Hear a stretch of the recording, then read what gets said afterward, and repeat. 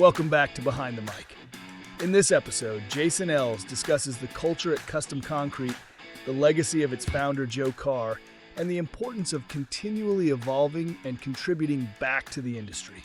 Jason also touches on the importance of recognizing gaps, building a strong team, and the value of being part of the CFA network.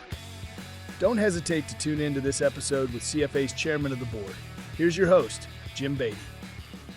Welcome back to Behind the Mic, podcast for the Concrete Foundations Association. I'm James Beatty, Executive Director for the Concrete Foundations Association, and this podcast series filmed on location, CFA Con 25, Deadwood, South Dakota, celebrating 50 years of the Concrete Foundations Association, and it is a distinct pleasure to introduce Jason Ells, CEO, Custom Concrete, Westfield, Indiana, Chairman of the Board of Directors, thought leader for a number of years. Jason, welcome to the podcast. Thank you. I'm blushing a little bit. Appreciate the kind words. Very generous. I could not cut short the accolades that need to be spoken about you. I mean, you really are. As I think of the number of years that I've been engaged in this association, and you've been on the board 17 years, I think, 16 years, 15 or 16. 50, yeah. Yep. Just the conversations that we've had, the words of wisdom that you bring. The phrases that will live on for a long time in this association because you've invested so much in this association. Why the investment in an association for a company as strong as yours? Well, it's reciprocity, right? You give to get, but when you get, you want to give, right? And I think over the years, I can think of so many meaningful conversations I've had with folks within the association that have just been open arms. Hey, what do you want to know? And they've given it so freely that you can't help but want to give that back. Yeah. So I think it's just simple. That's part of the DNA, the culture of the CFA is here we're doing something cool, and I want to show other people so then they can do the same thing, because rising tide raises all ships, and I think that's what we're doing here at the CFA. So happy to be a part of it, and it wouldn't be cool to be just on the receiving end. We want to be, what was it, the saying, you want to be a river, not a pond? Yeah, right. So that's exactly right. And because we know what happens with ponds is they stagnate. They get stagnant. Stagnant. And we saw that today. I mean, we had Doggett Concrete brought in their safety director to give back to the association, much like you guys have year after year. We've had, you've spoken, and Doug Stabler has spoken, and Levi Schrock has spoken for us. Let's step back a little bit. I mean, this is 50 years of the CFA we're celebrating, and we got to hear from some of our founding members. Ron Ward was on podcast with me earlier this week. We're at the last day of the show, and I'm thinking a lot about Joe Carr. Yeah. I mean, Custom Concrete started with Joe Carr and his vision, his wisdom, and it has traversed over the years. You guys are now 4 generations in? 3 generations in. 3 generations. Okay. Yep. What's your memories of Joe Carr? Yeah, so Joe was a lot like a grandpa in the sense that he was an older gentleman in our church and the community that I always looked up to, and I knew my dad looked up to, and was always very, very kind, certainly very reserved and conservative, but also aggressive in ideas, right? And so I knew him as a little boy from our families went to church together, and then when I was 10, 11, 12, he would have oddball jobs for me around the shop, and so I'd get to know him a little bit more. And his middle son, Tom, married my Aunt Mary, so I got to know Tom is now Uncle Tom, and so got to know him really well growing up, and always looked up to him too. But Joe, he put his heart and his soul into the business because he wanted to take care of his family.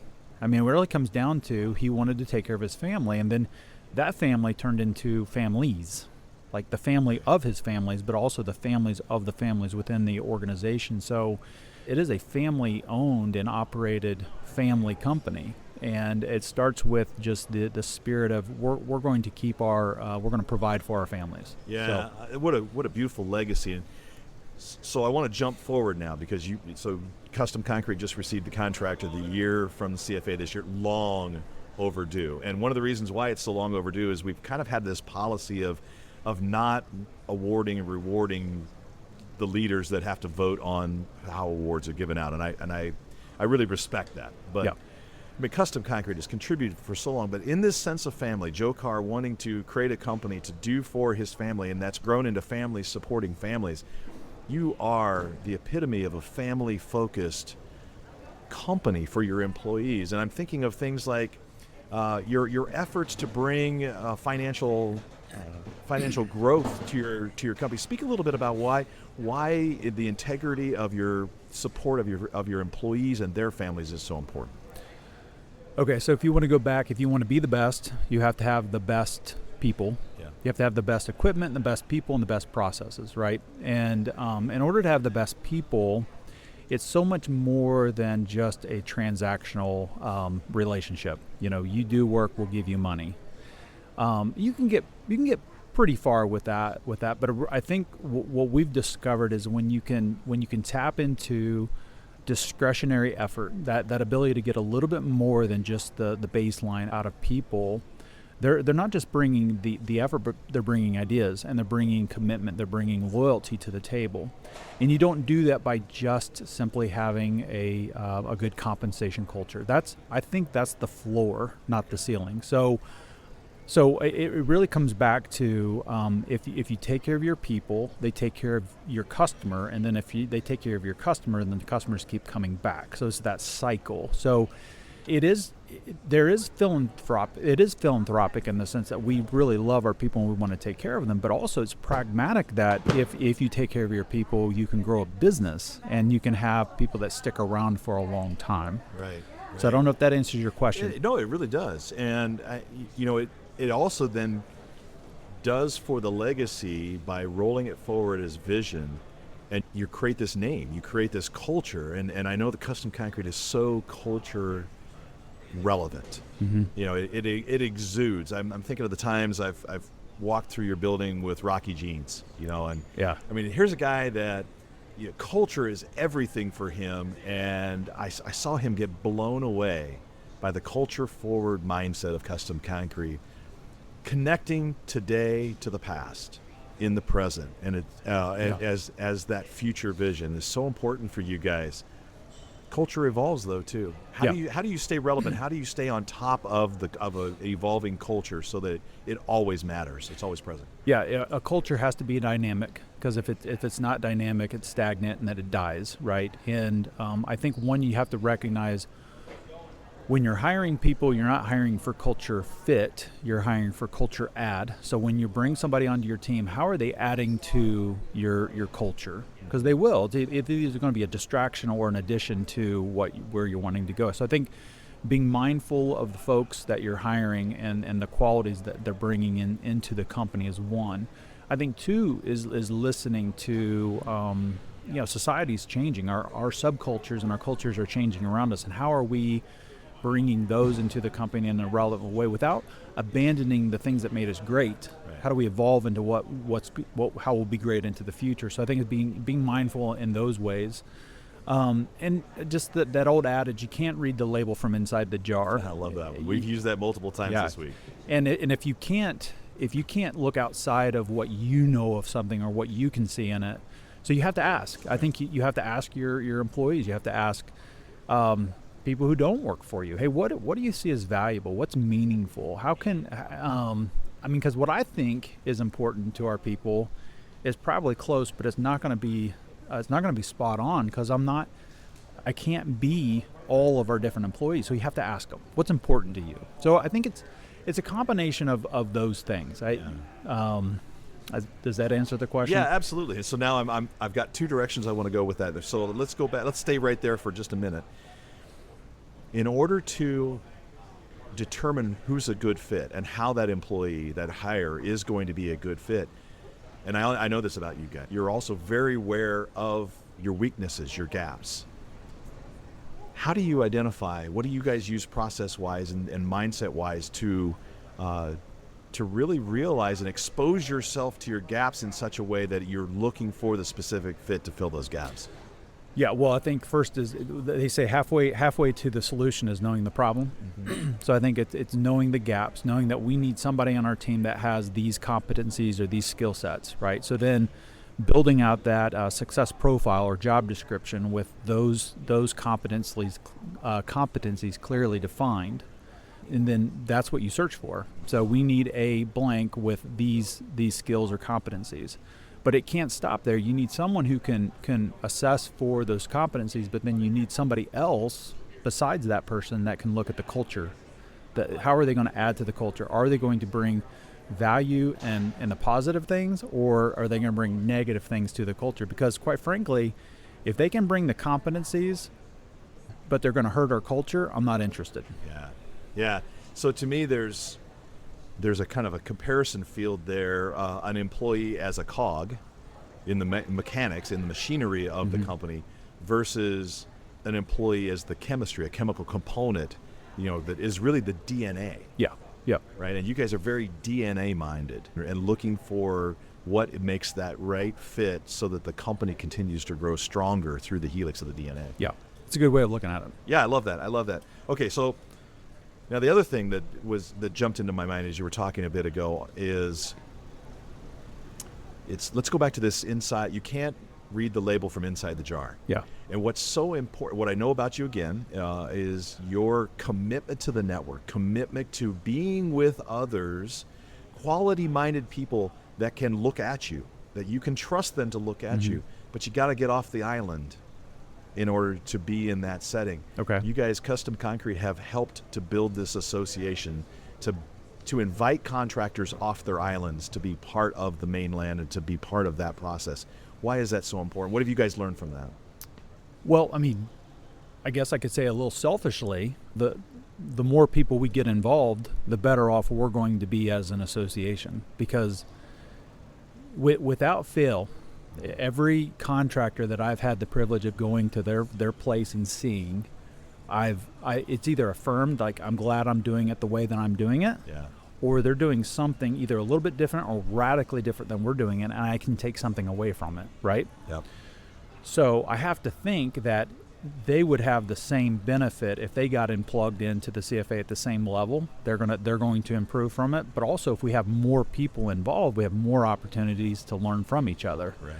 So I think it's a call to maybe admit that you don't have it all figured out, and that contractors, as tough and as good as we think we are, there probably is a little bit of a better way that it can be done, or at least to be considered. Yeah. And the only way you're going to be able to do that is to sort of leave where you are to go somewhere different. I say this: a different place at a different pace equals a different perspective. Yeah. And so if you ever feel like you're stagnant in your perception of the world, just change the place and change the pace, and you'll get a different perspective. Yeah, I love that. One of my pet moments representing the association was World of Concrete years ago, and I had this group hanging out in front of me, and a couple of them were kind of curious. They saw some of the banners and the colors and the words that we had up, and they said, tell me more. What is this association thing? And so I started telling them, and I go down through my list. I know it all. I've seen it all. I know why you benefit. I know why she benefits. I know why they benefit. And so I'm telling them all this. And they're excited and they're energized. They're young and they're like, yeah, that kind of sounds like something we could really get the benefit of. And then the third person in their group turns around and looks at me, and he's clearly the owner of the company. And he just looks me right in the eyes and he says, if that were all true, you would be me. Oh. Wow. And I mean, truly, I am not a loss for words. I'm one of those people that always has something to say. I had nothing. Well, I had never been kicked the way that he kicked me. Yeah. And it goes so against this. The irony in that, it goes so against the benefit of being in a network and continuing to get. The more you give, the more you get, and you can never measure the fullness of what you get. Right. And I would say, and it's probably this isn't going to be a good fit for everybody. Right. If they've got it all figured out, then by all means keep doing it. But if you're a contractor that would say you admit that you don't have it all figured out, then the CFA is a good fit for you, because there's people that have that same mentality and they're willing to share openly. Here's what I'm doing to solve these problems. What are you doing to solve these problems? And then collectively, we're all better for it.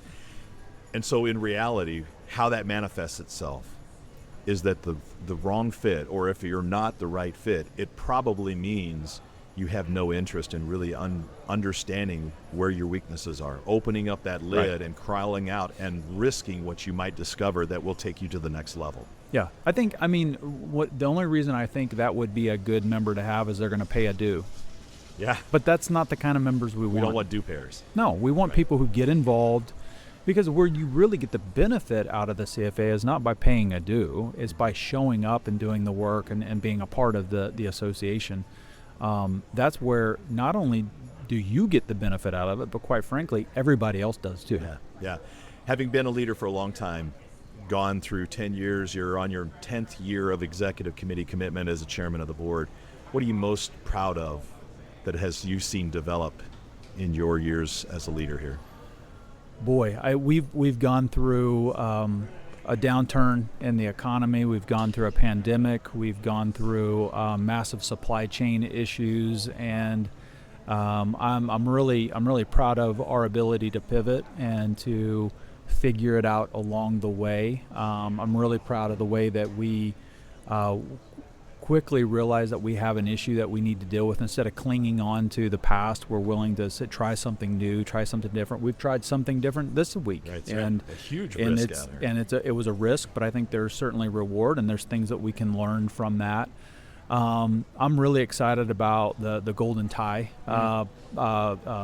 program and the contest there, because we're recognizing the value and the horsepower that our national associates have with the relationships with contractors throughout the country that, quite frankly, we don't have. Right. And I think it's giving them a new sense of identity within the association. It's giving them a reason to get involved in a different way. And it's also giving us fresh, warm leads to contractors that, quite frankly, we need to be a part of it, because we can learn from each other. Right. Finding the best contractors for the fit because of the relationships they've built and the reliability, the trust factor, the recognition that they have in the industry. I love that. Now turn that around and say, now as CEO of Custom Concrete, year into it, I believe? So technically I'm the president. President, okay. Yep, but that's right. CEO would be Tim still, right? Brad's still yep, CEO. But okay. I get lost in that map okay. of Custom Concrete because it's such an incredible map. Yeah, right? it's okay. Yeah. So what was the question? So as president of the association, president of Custom Concrete, what are you most proud about that is developing in what you see right now under your leadership? Oh, okay. Yeah. I think this continued not just growth but scalability and expansion, and not just what we do but where we do it. I'm really proud of the team that we're building. Yeah. The team is so impressive. It's kind of funny. They say leaders hire people that are better than themselves. It's pretty easy for me. It's set the bar pretty low, but we've don't hired give yourself that away. The team's so impressive. Yeah. We've got absolutely brilliant, hardworking team on our people on our team, and I'm excited to see what will happen when some of the things that we've been working on come together.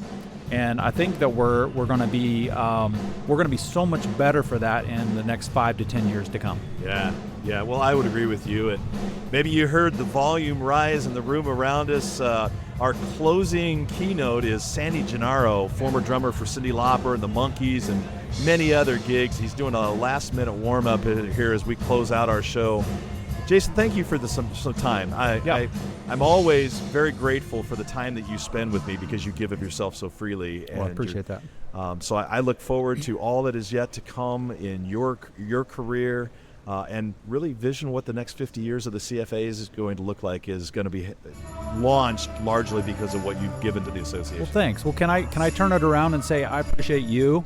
Appreciate everything you've given to not just the association but to the industry and to me. So just want to say thank you for all of that. And I will give you a heartfelt welcome, and I'm very appreciative, and I'm humble of that recognition. Yeah, thank you. So that's it for CFA Con 25, Deadwood, South Dakota. It is not it for the 50th anniversary. We're continuing the celebration all the rest of this year as we recognize the founding members. We've got 2 magazine issues that are coming out, but I'm very appreciative for the time each of these people have stopped by and spent some time with me here. Keep abreast of what's going on our YouTube channel. That's where our podcasts live. Check out the next one that comes up for you, and check out more that's going on at cfaconcretepros.org. We appreciate you as well. Get in touch with us if there's something that the Concrete Foundations Association can do for you. Thank you, Jason. Yep, thank you. Have a good day, everybody. Behind the Mic is brought to you by the Concrete Foundations Association. You can learn more about us and about becoming one of our #CFA Concrete Pros by visiting our website, cfaconcretepros.org. If you're a concrete professional interested in being part of a future podcast, reach out to us by email to info@cfaconcretepros.org to start a conversation. Thanks for listening, and we'll see you next time on Behind the Mic.